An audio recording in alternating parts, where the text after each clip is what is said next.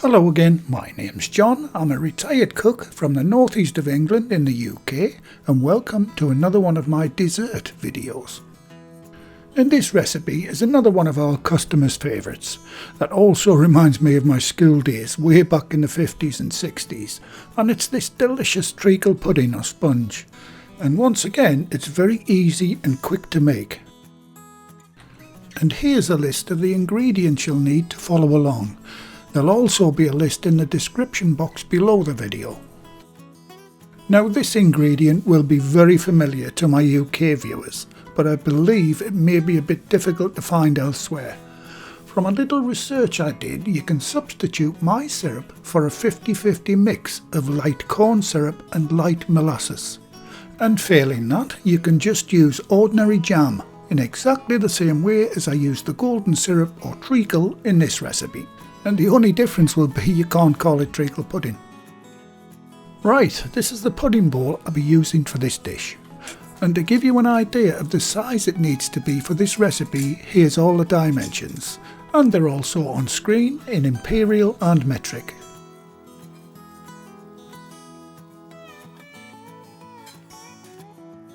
And if you haven't got one like mine, here's a couple of examples of other types of bowls you could use.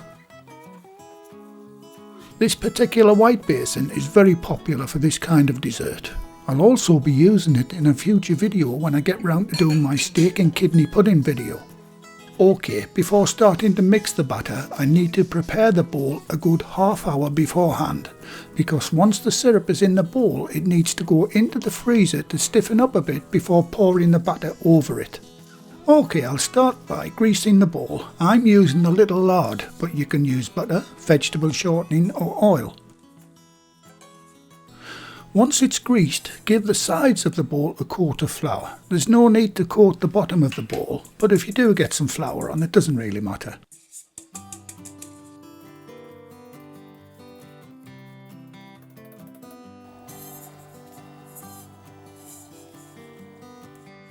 The next job is to weigh off 200 grams, that's 7 ounces of golden syrup, or a 50-50 mix of light corn syrup and light molasses, or indeed the same weight in jam.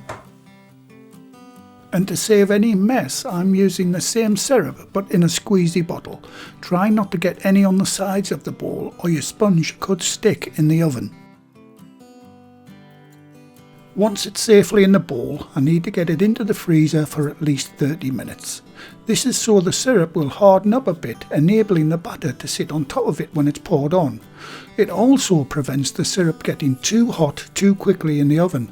Another thing to watch is make sure your bowl is sitting level in the freezer, otherwise it will set at an angle. Right after it's been in the freezer for 30 minutes, it's time to preheat the oven to 170 degrees Celsius, that's 338 Fahrenheit or gas mark 4. I'm setting mine to 150 Celsius as my oven's fan assisted and it runs about 20 degrees hotter than indicated on the dial. Time to mix the batter. I'll start by beating the eggs.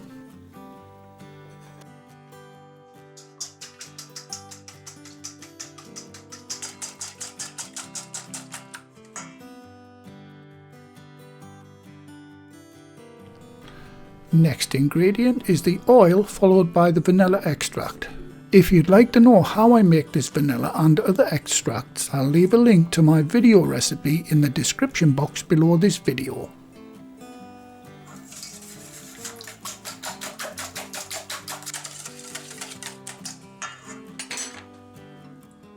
Time to add the sugar and I'll give that a good mix.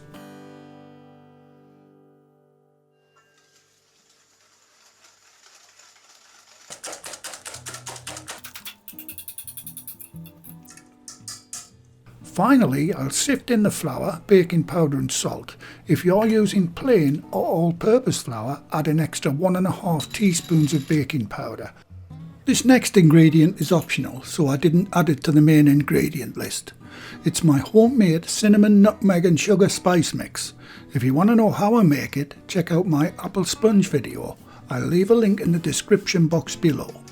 Those dark bits in the sieve are just bits of cinnamon that didn't make it through the mesh. All I've got to do now is give that a good whisk until it's nice and smooth. And that's all there is to it. This has got to be the easiest sponge you could ever make. And it's absolutely ideal for dessert cakes.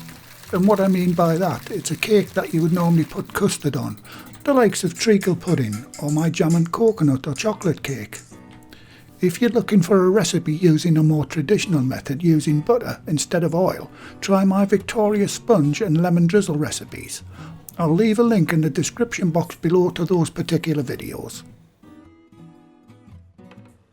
Right, I've taken the bowl out of the fridge and as you can see the syrup is set up pretty hard. All I've got to do now is carefully pour in the batter. Try not to get any of the batter on the sides of the bowl.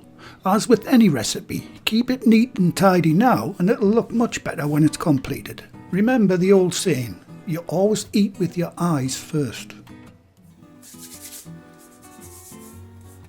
Okay, with the bowl having such a small base, I'll bake it sitting on this little tray.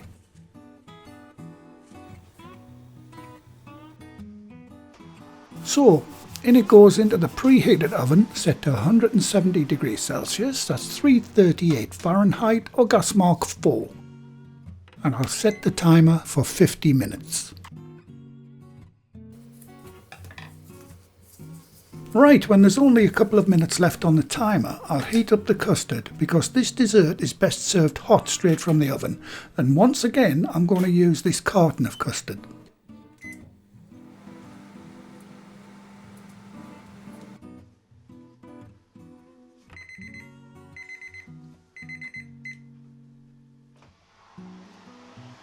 Once the 50 minutes are up, I'll test the sponge with a cocktail stick. If it comes out clean, the cake's done. If there's any batter at all on the stick, I'll just give it a few more minutes until it's done. Mine's done, so I'll get it out of the oven and onto a large serving plate. Once it's on the plate, very carefully turn it upside down. Now all you have to do is lift the tin off the cake. The best way to do this, as these tins are very hot and difficult to grip, is to use a suction cup of some description. I'm using this little tool. It's meant for holding halogen light bulbs, but it works great for this. However you do it, be careful because the syrup inside is extremely hot.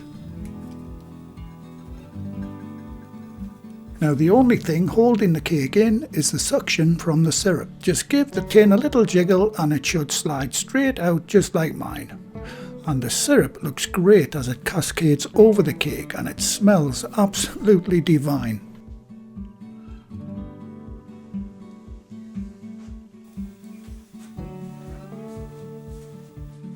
All I've got to do now is give it a bit of a taste test. I'll cut a slice out and get some of that hot custard on first.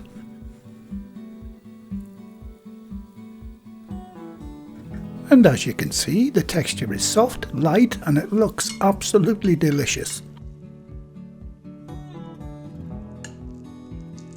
To me, this really is comfort food for those cold winter days.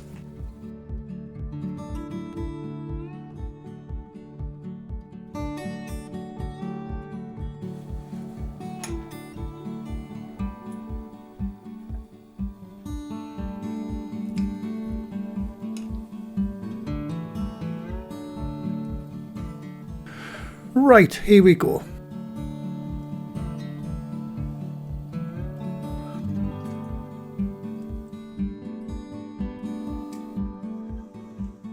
I'm not quite sure about that. I'll just try a little more.